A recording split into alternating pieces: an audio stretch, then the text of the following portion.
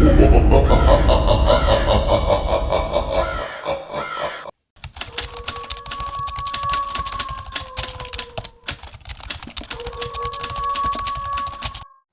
go. The Haunted Mango Tree. I was around 12 or 13 years old at the time. Today, I'm writing a story from that period. It all began like this. From the morning, there was heavy rain and storm. Not far from our house was a mango orchard. Whenever it stormed, we would gather in groups and rush to collect fallen mangoes. So, at the usual time, we headed out to gather mangoes. Near the far end of that orchard stood a mango tree, under which several ripe mangoes had fallen. But for some reason, no one dared to touch the mangoes from that tree. In fact, no one even had the courage to go near it. I didn't know the reason back then, but I had heard adults say the tree was not good, that evil jinns lived there. At the time, I didn't believe such things. Anyway, seeing those ripe mangoes under the tree, I felt greedy. Since no one else would take them, I thought I could have them all. My friends warned me repeatedly, but I didn't listen.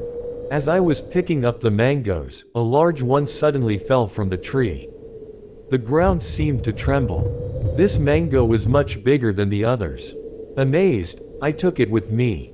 When I got home, I ate that big mango first, and that was probably my biggest mistake.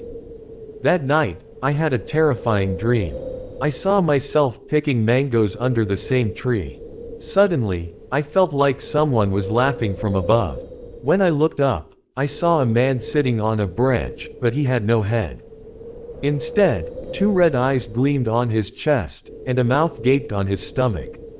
I woke up screaming. Hearing my cries, my parents rushed in. I told them about the dream, but they dismissed it as just a nightmare. The next day, I developed a high fever. My body shook violently, and soon, my mother noticed my hands and feet turning black. My father quickly called a doctor, but the doctor couldn't do anything. My condition worsened, my whole body darkened, and the pain felt like my bones were burning. I didn't even have the strength to scream anymore. With no other options, my father brought the village exorcist. The moment the exorcist entered, a strong gust of wind shook the house.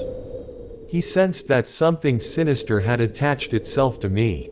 Sitting beside me, he chanted mantras, blew on me, and placed his hand on my body. Slowly, the pain lessened. I told him about the mangoes I had taken in the nightmare. He explained that malevolent jinns now inhabited the tree and were angry because I had taken their mangoes. They had possessed me. The exorcist burned the remaining mangoes in a sacred fire and gave me blessed water to drink.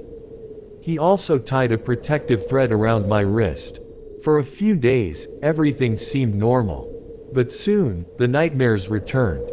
I lived in constant fear, unable to go outside in the evenings. Eventually, the exorcist advised us to leave the village. Shortly after, we moved away. By the grace of the Almighty, I gradually recovered.